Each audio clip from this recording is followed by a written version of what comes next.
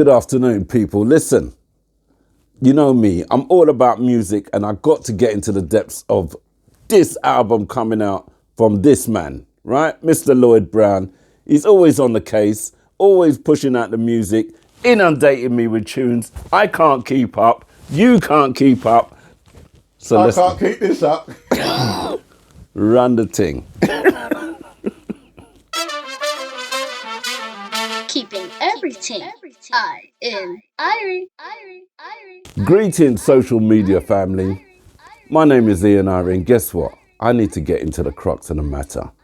There's so much music out there. You get inundated with music coming from everywhere. Social media, YouTube, Spotify, boom, boom, boom, boom. And we never get to really get into the depths. So guess what? I'm doing a series of vlogs right now, and I'm going to start talking to some of these artists direct, see if I can get into the crux of the matter with their business, their artistry, their creativity. Yeah, man, we're going to talk the thing. Anyway, this man, Lloyd Brown. So 32 albums in, Lloyd. Yep. And wow, what a journey. Yeah. You were just on it. Oh my gosh. Yeah, man. I mean, like Scotch bonnet. Yeah, the journey's been long. But you know what? I wouldn't change a thing, because it wouldn't make me the artist that I am today. Still being able to make music at the stage of life and career that I'm at. Yeah, I'll give thanks for that. Yeah, man. It's good, man. Seriously. And I've been following you for a long time and basically showcase a lot of your albums as well on various platforms. And you always seem to deliver these albums at a timely manner, and it always has a lot of flavors in there. So there's a little bit of something in there for everybody. But I've listened to it, and there's some great tracks on there. You put out some stuff that I had to think to myself, he's gone there. He's gone there, but it's good. I found that there's a bit of everything for everybody on this album. It's one of those albums, again, you just want to be able to put it on and get on with your life. Yeah. You know what I mean? Yeah, and I like that in an album. You put out a couple of singles straight away. Yeah. Which is a new concept for you, because you don't normally do that. You just kind of just give them everything, and everybody has to bathe in it and sink in it before they could even get... I couldn't even put it better myself. Where I had released albums before, and I would basically launch it on everybody and give the DJs a chance for them to let me know what their favourite tracks were from the album. And more times than not, all the DJs would reach the same consensus that they like a particular track, the same particular track from the album. And then it was kind of fortunate for me that the DJs would basically play the same tune as the lead tune from the album. Yes, if you're lucky. You've always, like I said, you've always produced albums that give a little bit of everything, and I like that kind of variety. Yeah. And I think, you haven't really moved too far away, but you've just expanded on different genres than what as you've gone along the process, which is nice. So, listening to this album, I mean, I think the first track that I heard was the Windrush. Okay. And the Windrush, I thought was a great touch. Absolute great touch, because, the whole thing about the Windrush legacy, it's just been in the heart of contention for years. Yeah. And so much has gone on with it, and it's still not completed, So for you to bring a track out at this time when, I'm not saying it's disappeared, but you as a musician, you kind of brought this into the ether again to say, hey. Yeah, I can't take all the credit for that. Just to give you the backstory on Windrush and how that came about. I have a business partner, Errol Taff, and he runs a charity called Symbiosis Tree for Life. Okay. And he would basically sell Caribbean product to raise awareness of his charity and stuff like that. I got into a couple of projects with him for his other products, and he linked me one day and basically ran the idea of commissioning me to create music around a song that he wrote called Windrush. For me, that was a great challenge, a challenge that I was slightly familiar with, because another challenge that was kind of similar to that was when I wrote Seacole, in honor of Mary Seacole. Yes, of course. For the musical Black Heroes in the Hall of Fame. Yeah. but I wrote that from a theatrical standpoint. So I had to have my theatrical nuance hat on in that regard. Yeah. But with this project, obviously I agreed to do it. I got the lyrics and basically meddled with the idea in my head, and straight away the genre that I came up with was ska. It just had to be ska. The lyrics were so tender and celebratory in nature that I had to kind of make a balance, because obviously with ska tunes, it's a upful and jiveful thing. Yes. But with the subject matter of Windrush, I had to make it celebratory, but also mindful of the struggles the generation are still having today. Informative, yeah. You know what I'm saying? Yeah. So I had to kind of just reach a happy medium, if I can even call it Okay. that, into creating the track. And that's how, Windrush nice. came about. We voyaged on ships with dreams and plans in our hearts, from lands of sunshine to Britain's grey sky. Through struggles and pain, we held on so tight, building a future with hope in our sight. So let's rise up and sing for the Windrush today. Celebrate our journey in our own special way. Though justice is still coming, let us dance in the sun. For the Windrush generation, our victory's begun. Oh. Great track. I featured it a couple of weeks ago, and great track. I love the detail, the patterns and the bits and pieces. I love it. You know, it does exactly what it says on the tin, and that's what we like. So it was a nice start. The other tracks on there, I think the other one I featured as well was Moving Away. Oh, right, okay. I can't even talk about that tune. I don't, you know what I'm saying to you? And you know the funny thing is, right, is that it just came about by complete accident, right? One of my musical collaborators who have been collaborating with me over the last 5 albums, his name is Justin Pinnock. And hail up, Justin. Yeah, man, big up Justin, man. Yeah. And we started collaborating from the Untitled album, which we made during lockdown. Right. And we formed a group called Bass Time Collective, which is basically like a multi-genre production outfit, which included the likes of George Bass, who actually featured on the Untitled album as well. So we became really, really good friends. Fast forwarding to this album, he basically had a set of beats that he wanted me to listen to, and for me to give my opinion and to see which one would make the cut. That beat was one of them. Right. But my intention was to write something original to it. And it wasn't until I actually kept playing the track on loop, all of a sudden, in every part of me. It's one of those eureka moments. And I know you've had those moments as well when you're remixing, right? Listen. Right. I just kept singing it, and it was like, the thing fit. It just fit. And I thought, you know what? I'm going to do this cover for one very important reason. I just wanted to flip the script. More times than not, we would cover a reggae song in a reggae style, in a reggae fashion. Yeah. But it's very rarely that we would cover a reggae song and what I would call reimagine it. And, just reposition it. Yeah. And make it into an R&B kind of vibe. I mean, back in the days when a hit R&B tune would come out, you would have artists basically doing reggae versions of it. Yeah. So I'm just kind of I'm just juxtaposing it between all the genres and kind of making it my own. Well, that's the beauty of the creativity process. You can flip the script any way you want to, really, and it's how you deliver it at the end of the day. In every part of me,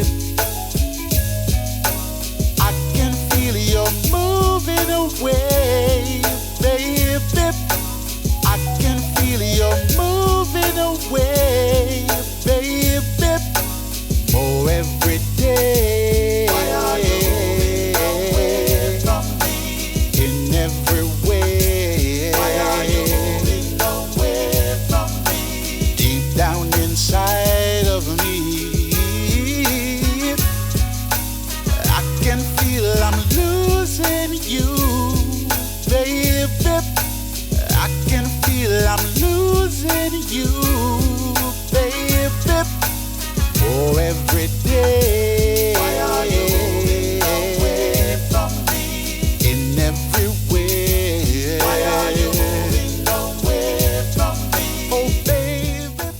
great job. I love the tune. I ain't stopped playing it. You know what I mean? I mean, anybody that listens to my show will know that tune, especially, has featured for, you know, a couple of times, and it was originally sung by a guy called Kenny Lynch.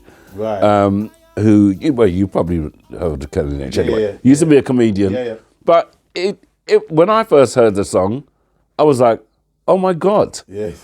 But the thing is, I already knew the Ken Booth version. Yeah.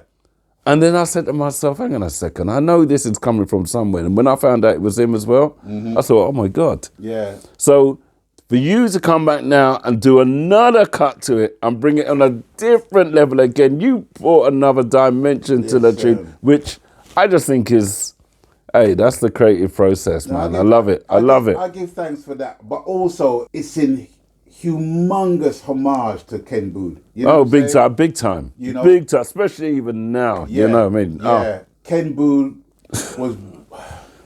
Troubadour. That's my favourite word.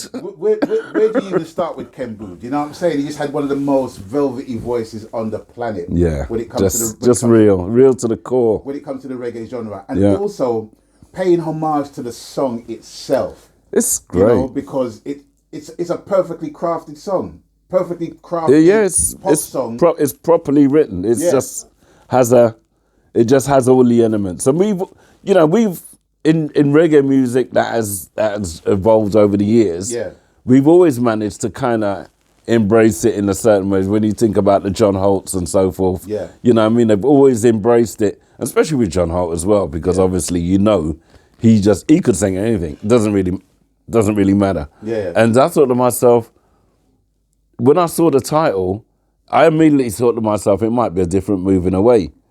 But when I bust it, and it started, and I started listening to it, I was like, okay. Yeah. Okay. Yeah. and that was just great. That is the response I've been getting from everyone that's heard it. And, that is great. And for me, it's like, listen, you know, it's not my song, but it doesn't have to be. Do you know what I'm saying? It's like, it's a beautiful song. And it's been covered by so many people. That's right. You know what I mean? But I just wanted to put a whole different slant on it so that it's embraced in a different way altogether. And it works. It works. Great track. Great. And you just done a great job on it. I thought, I was like, yeah. Anyway, but yes, the album has just got bits of everything in it, as what I expected. You know what I mean? So I was pleasantly surprised, but it was no, you know, I knew it would be coming from you, because like I said, in the last few albums as well, you kind of started to drop out more and more bits and pieces of stuff that you never normally go to. Right. I mean, like, you know, you got a couple of dance tracks on the last albums as well and stuff like that, you know, which is, you know, you doing what you do. Yeah. You know, whatever you do, it's going to have Lloyd Brown feel to it or your touches to it.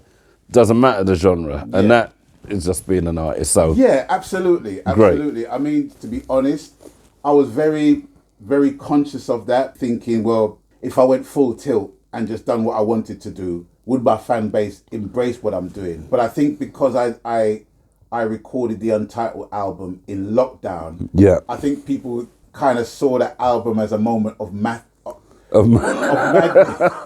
They saw it as a moment of madness, and people were thinking, well, is that a one-off? Is that a one-off? No, it's being an artist. Yeah, that's what you do. And for me, that was like an introductory. That you got.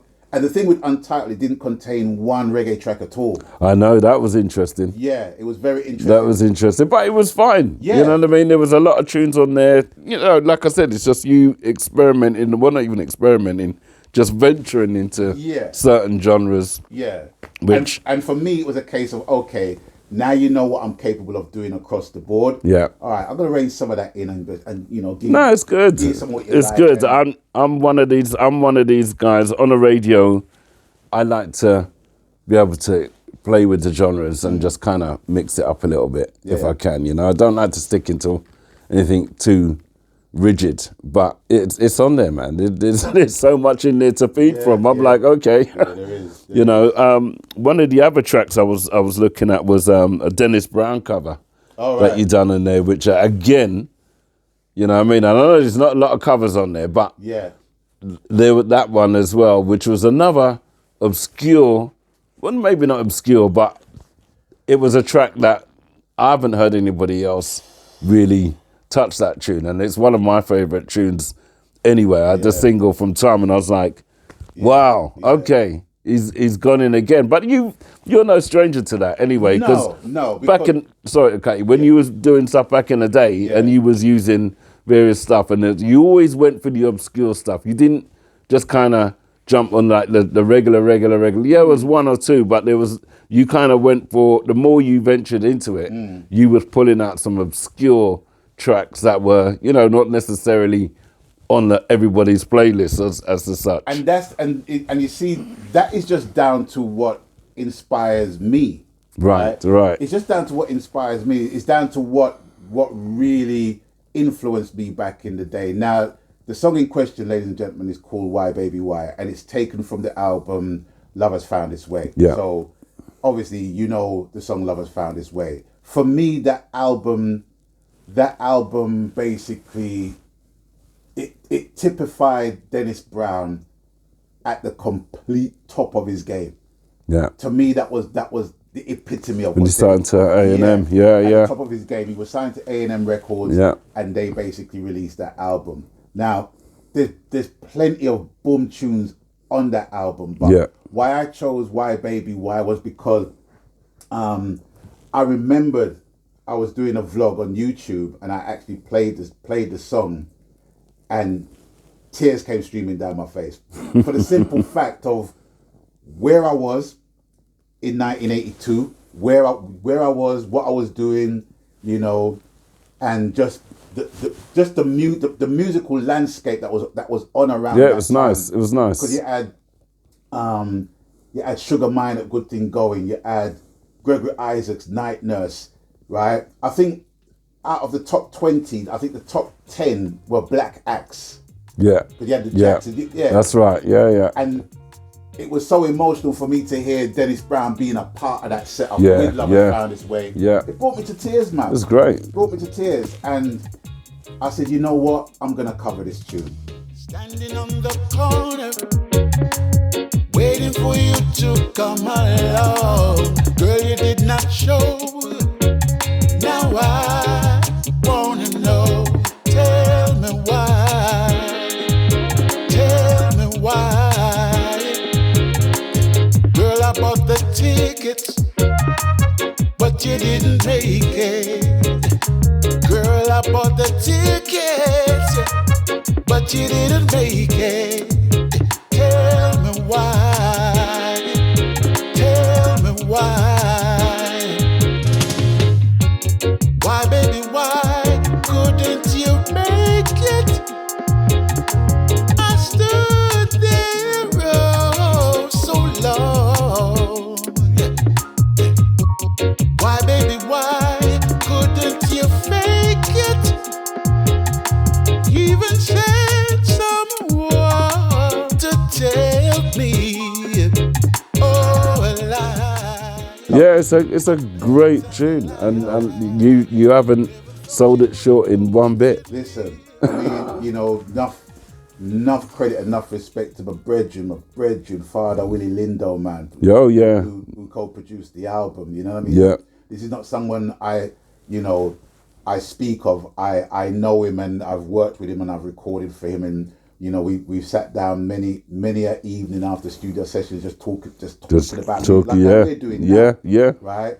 And for me, Willie Lindo, was and still is a formidable producer, Yes. a veteran producer. And But there's a few of them stood out there, working the thing, man. Yeah. I'm glad to see them out there working. And him putting together a suite of musicians and vocalists. Because you had Pam Hall, you had Cynthia Slosh, JC Lodge. I think she was on maybe a couple of the tracks as well. But when you listen to that album and you just listen to the quality of it was just it's nice. Quality, man. So for me, it was like it was a no-brainer for me to basically to cover that song. Yeah. But like you said, it's like I don't normally do covers, but if I do covers, it's got to be something that means something to me. Well, that's it, and I think that's the trick. It's not like you just jump it on the sake of it, but there's a few few tunes on there as well that I can tell that that's you. You know what I mean? You've kind of gone in on certain subjects and, you know, looking at relationships and blah, blah, blah. And it's always a pleasure to hear that kind of stuff coming from an original standpoint because everybody's individual. So as an artist, when you bring in your individual, whether it's part of your journey that you wish to share or it's just something that you feel strongly about, it's always good to hear it in an album. Yeah. Because like I said, it's not every tune on there is going to be a single, but certain tunes you're going to say, boy. Yeah. Who hurt him, man? Yeah, Who hurt the man? Exactly. It's not every tune is going to be. It's going to be happy talk. You know what I mean? Yeah, like, There's going to be stuff. Take on a journey. Yeah. It's nice. It's good. It's good. And the key is not to be afraid of one's vulnerability. Do you know what I mean? Man. Get real with it. Yeah, I think one of the most perfect examples is Amy Winehouse. You know what I mean? Oh yeah, she put it out there. Yeah, without a doubt. She put it out on the floor, and that stuff was real. You know what I'm saying? Yeah. So for me, you know, it was just a no-brainer for me just to basically just branch out into my vulnerability and having the response come back with people embracing that because I wasn't alone in how I felt about a particular situation at a particular time. Yeah, you know what I mean? But it's real, keeping it real, and that's what it's all about. It was the release is actually it's on Friday the 21st of March. Right, which is the day before you do your big concert. Yeah. The big concert up at the Talisman House in Watford. Yeah. Irie Promotions. Yeah, happy to do it. Happy to put it together because, like I said, I think, well, you know me, I'm musicians-wise, I just love live music. So, you know, that's always going to be at the forefront. And wherever I can get involved in live music, I'm in it. Yes. So, same here. You know, I'm glad that you're coming to do it. And you haven't been out for a little while. No. You know, you've had a couple of years off. You know what I mean? You've been resting up. Well, you know... People's been asking me, right? It's like, Lloyd, when's your next concert? And I said, when a reputable promoter books me. Oh, well, thank you very much. There you go. But in the time between then, it's like, well, you know, fill in the gaps for yourself. I'm just trying to accommodate the needs. I just think that for me, we need to have more live. You know, there's so much going on. Always, but live for me, live musicians. I like to see the foundation of elders and people that are involved in the live scene. I like to see them active. That's what I've done that for over 30 years. So, you know, any situation that can come up, and especially people like yourself who I know and stuff like that, and it's gonna be okay. Listen, man, you know what I mean? Just bringing a collective of people, man. Bringing a collective of people together. Yeah, it's good. Whose hearts in the same place. Yeah, it's nice. I mean? It's nice. It makes it real. Yeah. So okay. So the album is out the day before. Yeah, Friday the 21st. Friday the 21st. Yep. The concert is the 22nd. It's the 22nd, and my Earth and it's your birthday as well. Earth Strong as well. Triple whammy. You know what I'm saying? Oh my God. Yeah.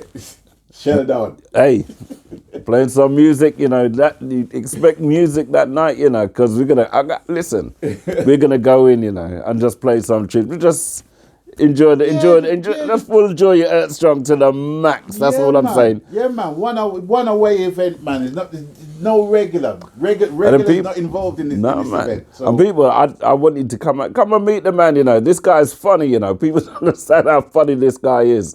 You know, so I know sometimes him looks scary and it just frighten people. No. Okay, let's not get it twisted. All right, listen. I don't take myself seriously, but I take the music seriously. I know that.